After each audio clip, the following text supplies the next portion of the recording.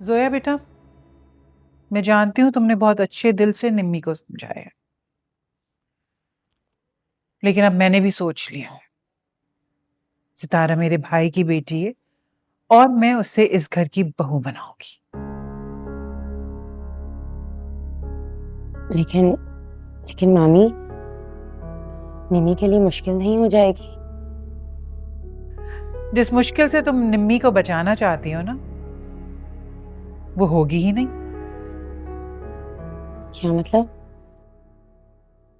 मतलब ये कि सलमान का वो दोस्त इस घर से रिश्ता नहीं छोड़ेगा।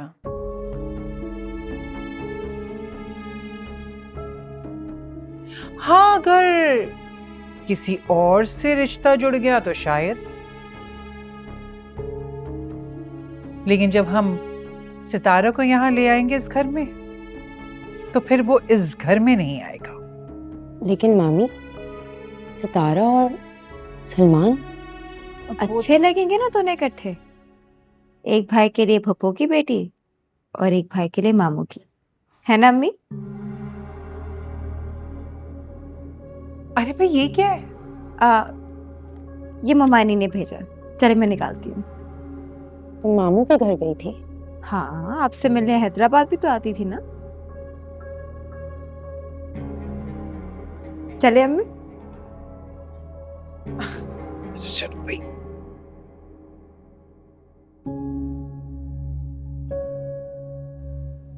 ये क्या कर रही हो?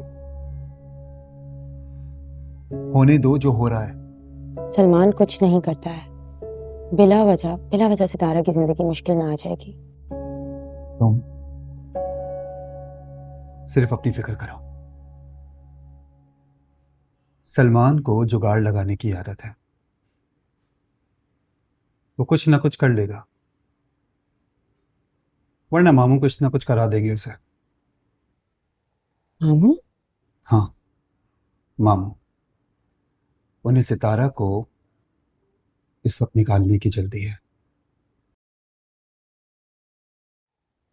अगर उनको इतनी ही जल्दी है तो फिर सितारा की मेरे भाई से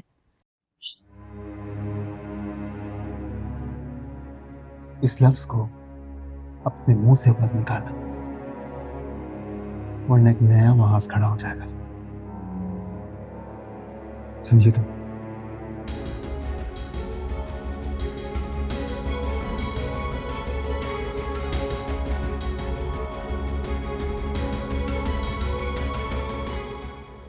सबा बस कर दो ना यार।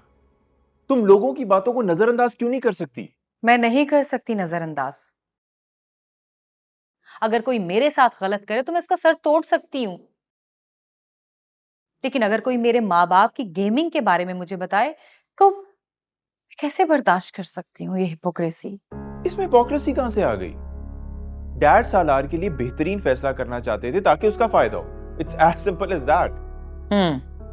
दूसरे की बेटी को मैनिपुलेट करके। हाँ, इंसान अपनी औलाद के लिए कुछ भी कर सकता है, किसी भी हद तक जा सकता है। हाँ, अपने मतलब के लिए दूसरे की बेटी की मोहब्बत का फायदा उठाओ, उसे मैनिपुलेट करो और अपनी बेटी को मोहब्बत की जरा भी स्पेस ना दो।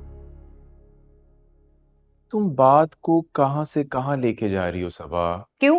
साहिबा की मोहब्बत को वो जिस तरह से इस्तेमाल कर रहे हैं, मेरी मोहब्बत तो उन्हें समझ ही नहीं आई थी। कितनी शर्तें रखी थी तुम्हारे से डैड ने, अलग से घर लो, अलग से रहो और पता नहीं क्या क्या। प्लीज यार, प्लीज। अब तुम हो मेरी फैमिली।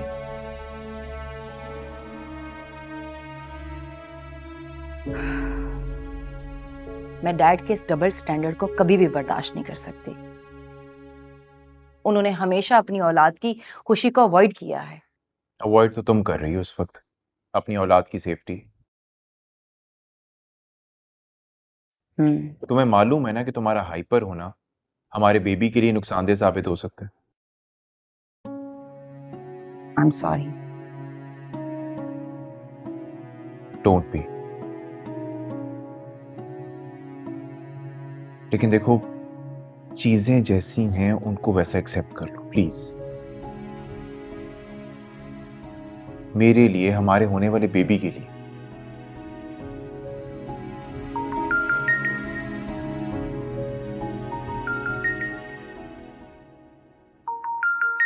जाओ, तुम्हारी कॉल आ रही है।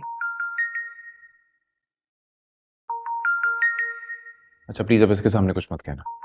बाहर जाकर सुनो, वरना मैं कुछ भी नहीं छुपाऊंगी। बाहर जाके सुन।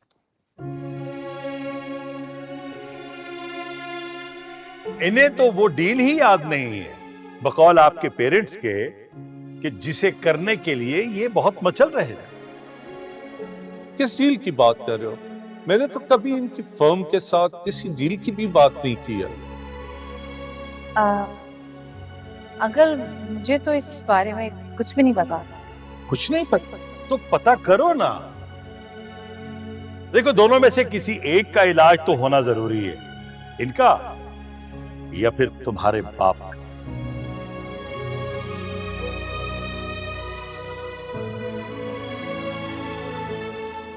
तुम्हारी फूफो की फैमिली ना पूरी पागल हो गई है। पागल हो नहीं गई, पागल बना रही है। अस्सलाम वालेकुम। वालेकुम अस्सलाम। ये नजमा ना बिल्कुल ही खिसक गई है, मुझे लग रहा है। कभी खुद अपने बेटे का रिश्ता लेकर पहुंच जाती है और कभी उसकी बेटी उस कासिम भगोड़े के पैगाम लेकर आ जाती है। ये क्या है? ये मुसलमान देकर गया। फॉर्म जमा करवा दिया? करवा दिया जमा फॉर्म, और बाद में नाक में नकेल डालकर बांदी बनाकर लेकर जाएंगे। अच्छी तरीके से जानती हूँ बस पूरे खानदान को। ससुराल है मेरी। यही धोखेबाज लोग हैं ये।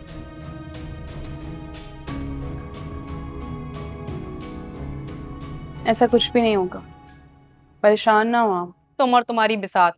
अपना दिल तो तुमसे काबू होता नहीं सितारा, और तुम फुप्पो को काबू करोगी। रहने दो।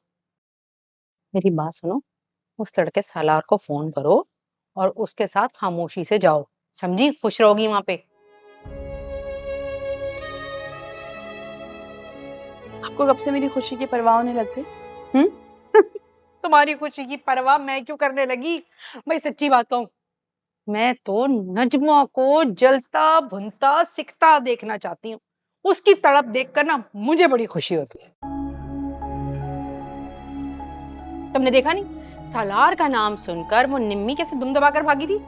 हाँ, अन्ना वो तो उस कासिम भगोड़े का पैगाम लेकर आई थी ना।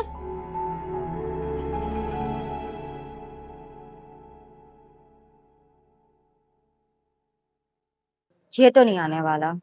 ये क्या तुम उसे हर वक्त स्टॉक करती रहती हो सना? तुम्हारी ताईना बिल्कुल ठीक कह रही थी, अगर ये यहाँ होता तो तुम भुला लेती। सना, तुम्हारी नजर में मेरी कोई सेल्फ रिस्पेक्ट है कि नहीं है? देखो, हर किसी के आगे जलील होने से अच्छा है बंदा एक से ही जलील हो जाए।